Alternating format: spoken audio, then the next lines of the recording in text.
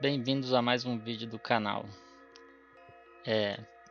Pessoal, esse aqui eu vou tentar fazer mais curto. É só uma pequena linha de raciocínio aqui, ligando alguns pontos e documentos aqui que eu conheço e já li. Francis Bacon não é um deles assim, mas por acaso eu abri esse texto aqui dele que é de 1633, 1660, século 17. E logo na segunda página eu me deparei com isso daqui. Não vou contextualizar direito, porque realmente é só um fragmento que vai linkar com outro livro e outra ideia e aí por diante. Vamos tocar em alguns mapas, mas o que está dizendo aqui me chamou bastante atenção enquanto eu estava folheando esse documento. Que ele fala aqui, ó, a conferência do próximo dia relata como eles viveram num lugar remoto, desconhecido para todas as nações. E eles tinham conhecimento de línguas, livros e conhecimentos de outras distâncias, algo assim, né? Onde eu queria chegar. Como a grande Atlantis, entre parênteses, que nós chamamos de América, abundava em grandes navios, algo nesse sentido. Como assim, né? A América, que nós chamamos de América, o que antes chamava Atlantis, passa uma ideia nesse sentido, né? Vamos dizer assim, um novo mundo, que é o que a gente chama, né? As Américas, o que dá a impressão aqui é que na verdade já era conhecido, né? Algo assim, um país que abundava em grandes navios, tá escrito aqui. Vamos agora para o próximo ponto. Aí, pessoal, a segunda parte desse vídeo é um livro desse cara aqui, que por acaso eu tenho aqui na minha coleção de downloads, América Central Pré-Histórica, publicado em Nova York em 1805, Troia. Eu já procurei esse cara, eu tenho a impressão que é esse daqui, foi um político norte-americano. Aqui também, logo na primeira página do livro, fala o seguinte: os antigos gregos e romanos sabiam da existência do continente ocidental, né? A América. Deixa eu dar um zoom aqui.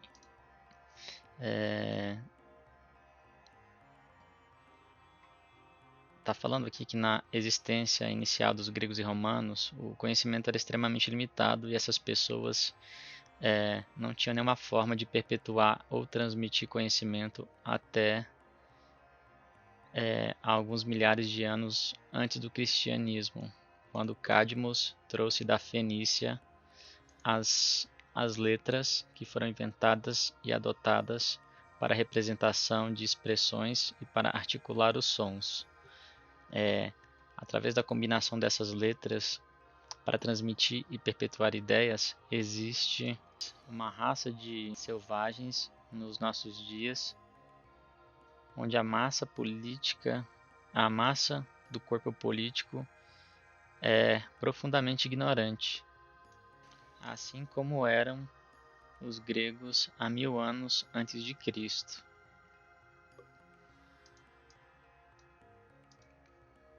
Eu acho que está se referindo aqui a, para quem não conhece, Cadmos é essa figura aqui. De novo a gente cai na mitologia, né? Um lendário fenício, fundador da Tebas Boeciana, junto com Perseu e Belerofonte. Ele era um grande herói caçador de monstros antes dos dias de Hércules. Era um príncipe da Fenícia, filho de Agenor, a rainha de Tiro, irmão de Fênix, Europa e, enfim, uma figura extremamente mitológica que a gente pode estudar depois no detalhe. Aí, pessoal, pulando esse parágrafo aqui, que não tem muito a ver, mas já aqui ó, na segunda página do livro tem algo interessante. Ele fala aqui sobre aquele livro antigo intitulado O Livro das Maravilhas, que é associado a Aristóteles, contém a seguinte passagem: quando os cartaginenses, que eram mestres do Oceano Atlântico Ocidental, observaram que muitos mercadores e outros homens, atraídos pela fertilidade do solo e pelo clima agradável, tinham fixado suas casas e tinham medo que o conhecimento dessa terra alcançasse as outras nações.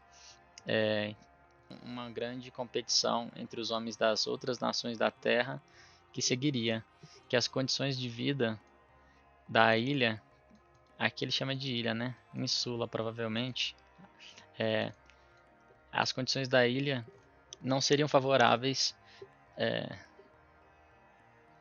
favoravelmente afetada, mas até o próprio Império Cartaginense seria afetado negativamente, diminuindo o domínio deles sobre o mar, né? Então eles promulgaram um decreto que ninguém, sob penalidade de morte, deveria navegar naquela direção. Se isso for real, então demonstra, né, uma espécie de monopólio da época das Índias ocidentais, vamos dizer assim, só que na antiguidade, nessas terras que a gente chama de, segundo Francis Bacon, Atlantis, mas que aparentemente era de conhecimento aqui dos fenícios.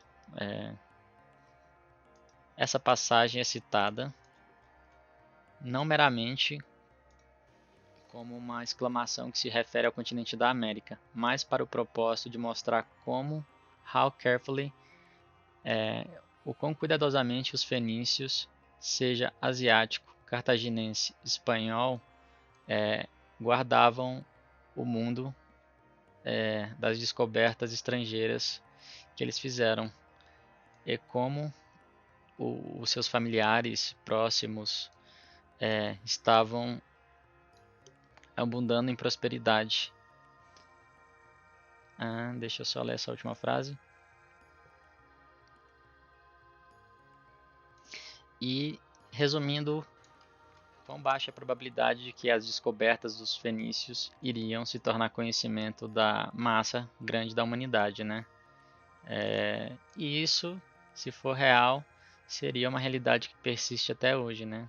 Porque a hipótese de contato transatlântico entre os fenícios até as Américas não existe, segundo a academia. Mas vamos lá, vamos ver se ainda tem algo relevante aqui. Vamos olhar para o momento algumas das coisas que os antigos gregos e autores latinos escreveram, indicando o conhecimento deles a respeito de um continente ocidental. Cratos, um comentador de Homero, é citado pela autoridade de Estrabo, um autor de um século antes de Cristo.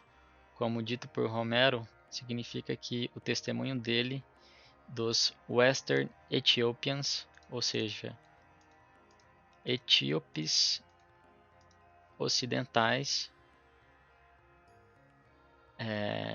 eu passei aqui sem querer, mas deixa eu voltar que é exatamente essa frase, faz muito sentido para o que a gente vai explorar nesse vídeo. Está dizendo aqui que Homero, nesse testemunho sobre os etíopes ocidentais, os habitantes de Atlantis ou das Hespérides, as the unknown world of the West was then. Era assim que era chamado o mundo desconhecido do Ocidente. Mas o que a gente tem aqui é uma citação aos etíopes ocidentais, às Hespérides, como Atlantes, né? Ou a América. E aqui fala que Plínio também localiza a Etiópia Ocidental em algum lugar no Atlântico. Isso mostra que eles acreditavam que o grande poeta Homero acreditava na existência de um grande continente no Ocidente. Plato diz no Timeu, né? Eu não lembro se esse é o nome. O Oceano Atlântico era navegável e tinha uma ilha em frente ao desaguar, né? A boca, a qual a língua a gente chama de Pilar do Hércules, né? Seria o Estreito de Gibraltar. E essa ilha é maior do que a Líbia, a Ásia, juntas. E daqui que dá origem ao mito de Atlante e tudo mais. Só que o que a gente tem a impressão aqui é que os gregos ali eles estavam ilhados, né? Não tinham esse conhecimento por conta própria, porque afinal o Atlântico era dominado pelos fenícios, que tinham instaurado aí essa lei que pena de morte para quem fosse tentar explorar lá, né? Mas tá, vamos para a terceira parte. Aí, pessoal, dando continuidade ao vídeo, um outro pedaço aqui dessa linha de raciocínio tá nesse livro aqui, da página 42. Desse livro aqui que vai falar de vários mitos, né? Ele cita isso daqui que é esclarecedor e pode ser útil aí para o que a gente vai explorar ainda aí no futuro. Mas aqui está dizendo o seguinte: essa geografia confusa tem raízes antigas. O primeiro verso do livro de Éster descreve um reino do rei persa Ahassuerus, cujo palácio era em Susa, se estendendo da Índia e até a Etiópia. Em grego e autores gregos e romanos, eles demonstram uma vagueza similar sobre uma vasta região. Nesse livro aqui, no rodapé dele, existe um pedaço aqui que é bastante interessante. Está falando aqui sobre a confusa geografia explícita em livros antigos. E aqui fala, o primeiro verso do livro de Éster descreve um reino persa do rei Ahassuerus, cujo palácio era em Susa e se estendia da Índia até a Etiópia. E para os autores gregos e romanos, existe uma vagueza similar sobre uma região vasta, descrita em termos como Índia e Etiópia. E o termo Etiópia é muito maior do que a região presente hoje da Etiópia, que basicamente começa após a primeira catarata do Nilo. No apócrifo de São Thomas, o apóstolo viaja, se locomove facilmente entre a Pérsia e, entre aspas, a Índia. Começando ali por volta do século V, o autor apócrifo Pseudo-Abdias descreve as ações do apóstolo Thomas, Bartolomeu e Mateus em cada um numa das três Índias, entre aspas aqui. Esse conceito se tornou um padrão durante a Idade Média, e uma das três Índias era de frente à Etiópia, né? Aqui está escrito faced, ou seja, está de face a face à Etiópia, de acordo com o Pseudo-Abdias. A segunda Índia ficava de face a face com a Pérsia, de frente à Pérsia, e a terceira ocupava os confins da terra, entre o oceano e o reino da escuridão. Esse terceiro se tornou especialmente misterioso pela imaginação geográfica dessa região, com milhares de ilhas, as quais o o termo pluralizado Índias, etimologicamente é um e o mesmo do que Índias. Aí, pessoal, dando continuidade ao vídeo, tive que cortar aqui. Estou observando aqui agora o mapa de Fra Mauro, é um mapa veneziano de 1460, que da minha perspectiva é bastante valoroso. Quanto mais antigo, melhor, né? Para a gente ir encontrando as anomalias.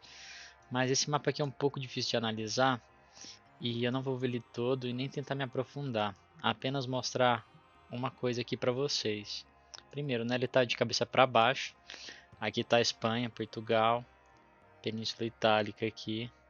Então aqui é a Turquia, aqui seria a Escandinávia. Aqui para baixo seria a Sibéria barra Tartária. E aqui eu imagino que seja o Japão, ilhas ali do sudoeste asiático, e a gente vai dar uma olhada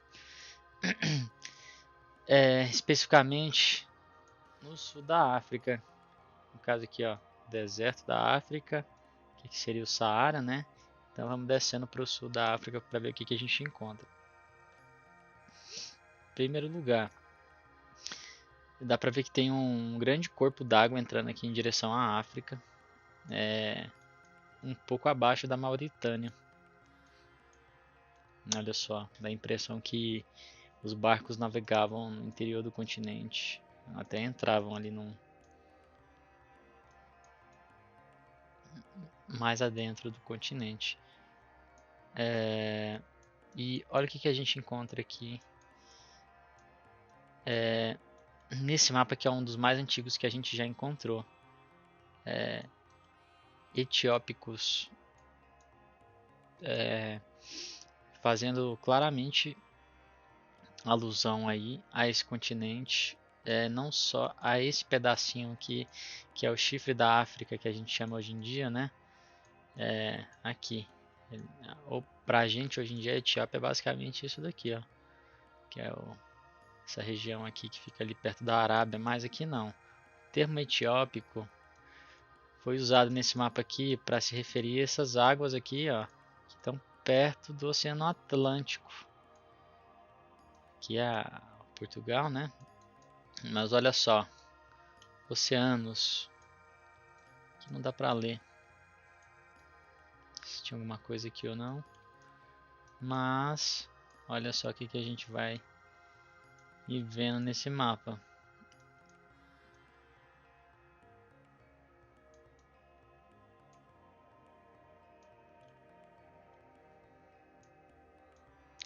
Mar Pérsico, é o Mar da Pérsia, algo nesse sentido, né?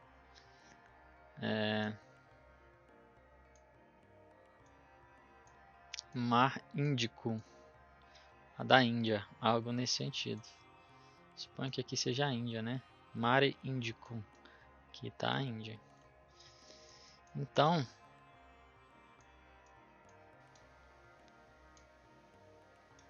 Etiópia Austral. Então aqui a gente está na região da África do Sul, basicamente. E se esse mapa aqui representa, né, a África completamente. E aqui a gente vê de novo a menção à Etiópia, como se tivesse um peso muito maior, né? Então, Etiópia Ocidental. Então quer dizer que tem uma oriental, né? E é disso que aquela citação estava falando, sobre uma ambiguidade nos termos já no tempos dos antigos. E a gente está vendo aqui como que estava sendo utilizado o termo etíope, né? Aqui em mapas medievais. Então a gente fica nessa ambiguidade aí a respeito do o que conheciam ou o que não conheciam. Mas para complementar isso daqui, nesse livro aqui dessa pessoa, cadê o nome?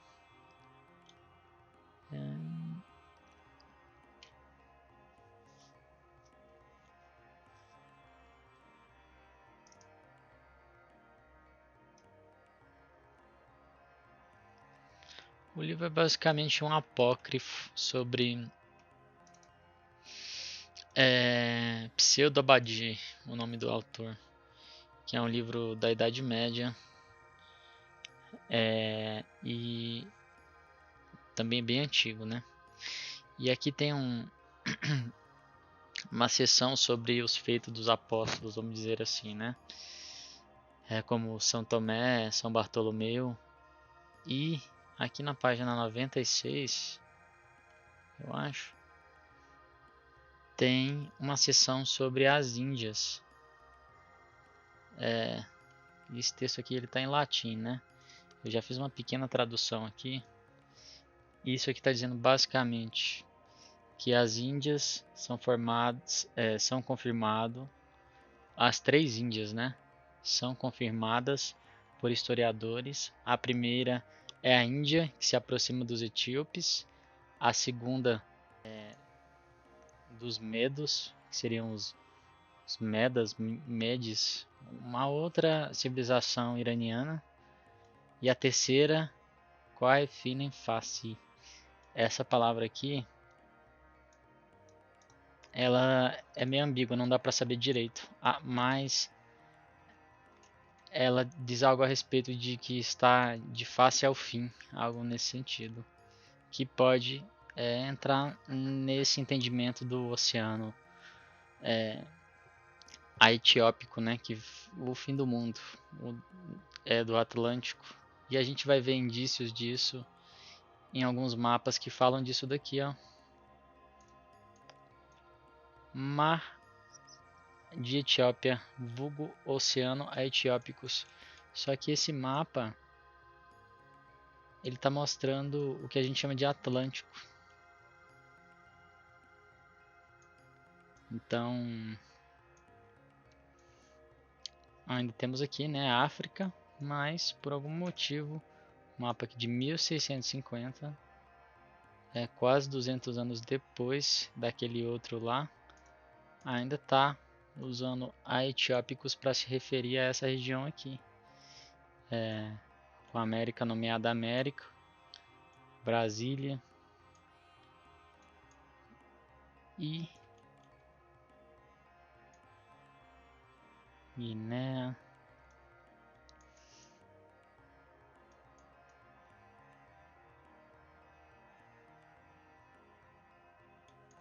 Mas o mais interessante é isso daqui, né? Vamos para mais um ponto da história agora.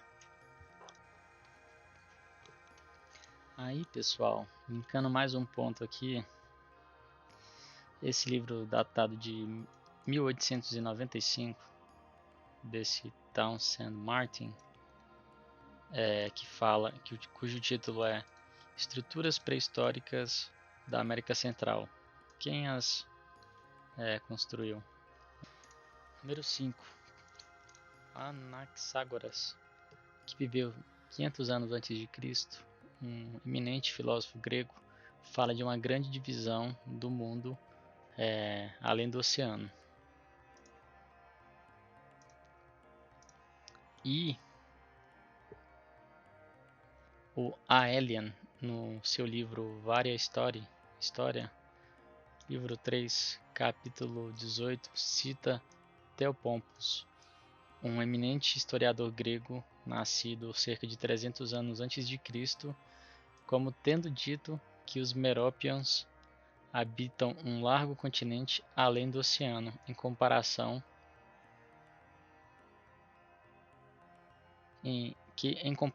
faria o mundo conhecido parecer uma ilha. De tão grande seria esse continente. Deixa eu buscar por esses Meropians. Está dizendo aqui que é uma ilha fictícia mencionada por esse historiador Theopompos,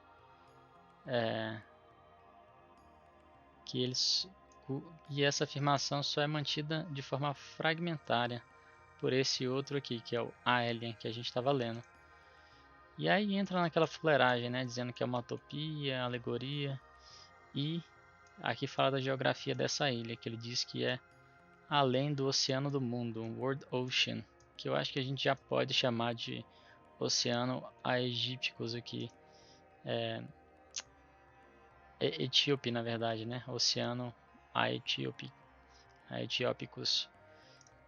Os seus habitantes, os meropes, são 2 vezes mais altos do que outros humanos e vivem 2 vezes mais do que humanos normais, né? Teopompos descreve 3 cidades em Meropes: Anostos, Eusebes e Máquimos. Enquanto os habitantes de Eusebes estão vivendo em opulência, sem fome ou sem doenças, os habitantes de Máquimos são nascidos com armas e estão sempre guerreando. A terceira cidade, Anostos, é situada na fronteira mais exterior de Meropes e ela lembra um abismo e não tem dia ou noite e é coberta de nuvens vermelhas, algo nesse sentido.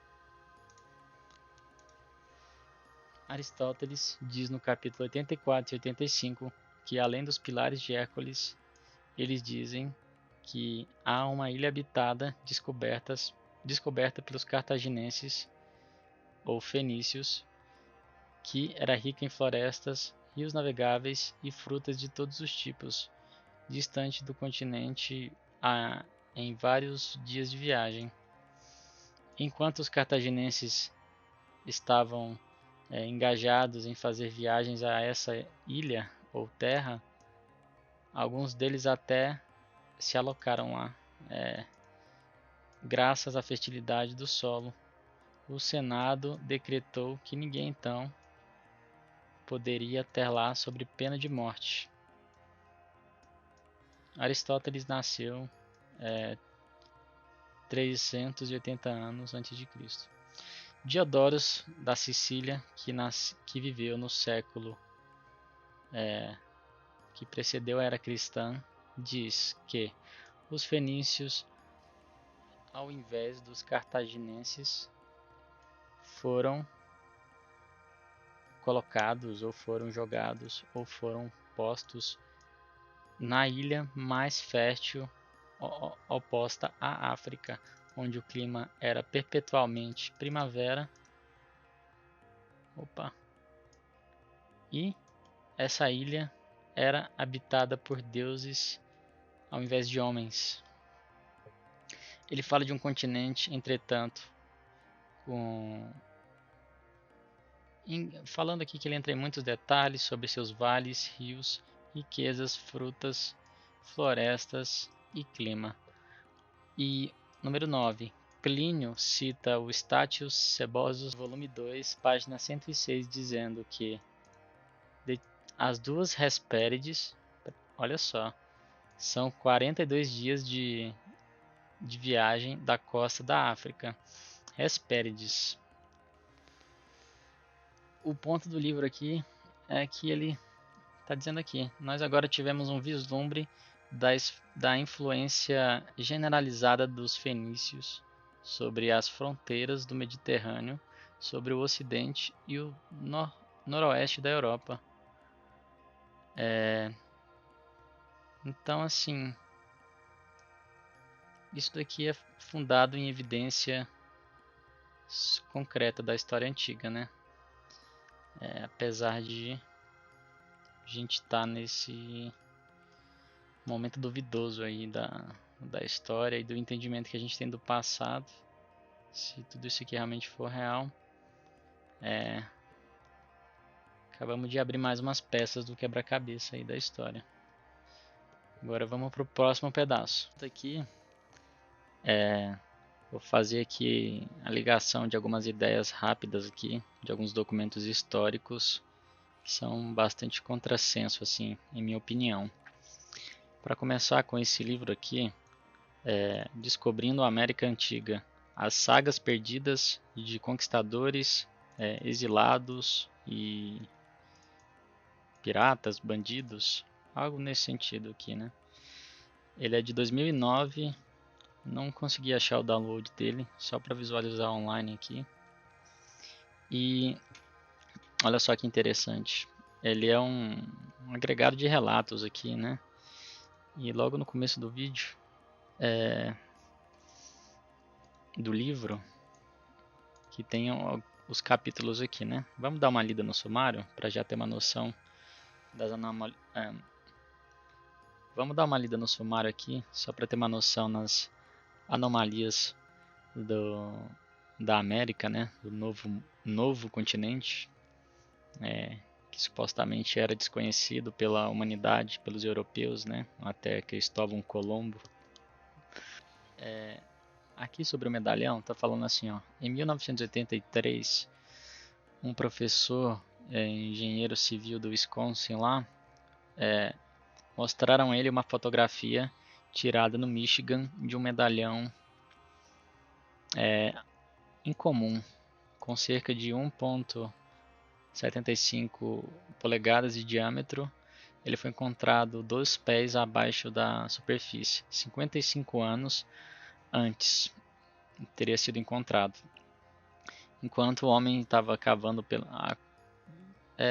fazendo as fundações de uma casa, de uma construção perto do Lago Superior, na Ilha Royal, perto da fronteira canadense. E o objeto representa um homem sentado na frente de uma pirâmide e flanqueado em cada um dos lados por palmeiras, né? Um cara sentado, flanqueado por palmeiras, sendo observado. Tem uma audiência também lá, espectadores na imagem. Parece essas pessoas aqui, ó. Mas vamos lá. E tem um buraco no medalhão, no topo dele, né? Que talvez poderia ter sido usado para ser um colar, algo do tipo. Aqui tá. Deixa eu me dar um zoom maior aqui na imagem.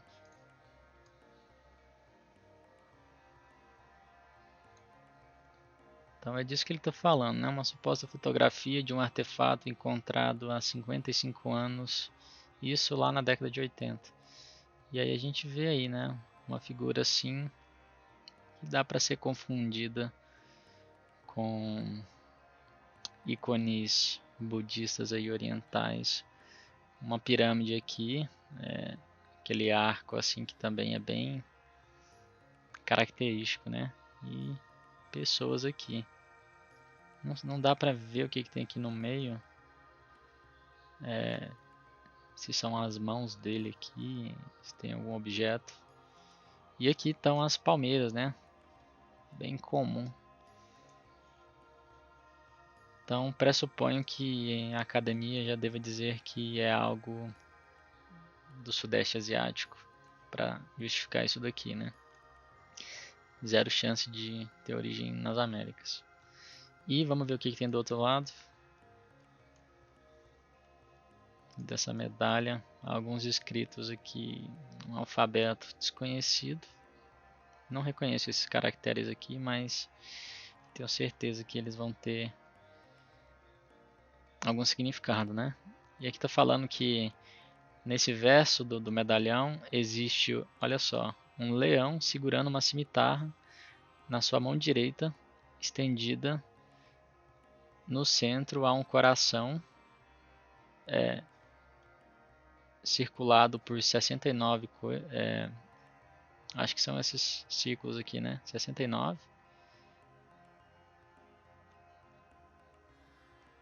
Vamos ver de novo. Então ele está se referindo aos círculos exteriores e depois os interiores aqui, né? Tem um coração aqui dentro. Vamos lá. Um leão segurando uma cimitarra que não dá para ver direito. Um coração. Um número específico de círculos aqui interiormente e o outro aqui por fora. O leão coroado, né? Aí tá falando aqui, né, que esse script, esses caracteres lembram exemplos tibetanos ou da Indonésia. Então aqui já tem as teorias de como isso teria sido feito, né? Derramaram algum metal em algum molde. Infelizmente o teste metalúrgico não foi possível porque o artefato desapareceu na década lá de 1986. Então só existe essa fotografia.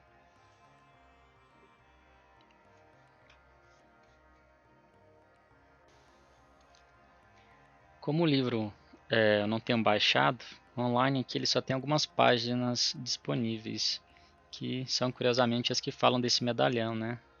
Indo mais a fundo aqui sobre a história, é, é, explicando que em 1929 ele foi encontrado, tinha sido um artefato de família, e aí que ele teria sido fotografado,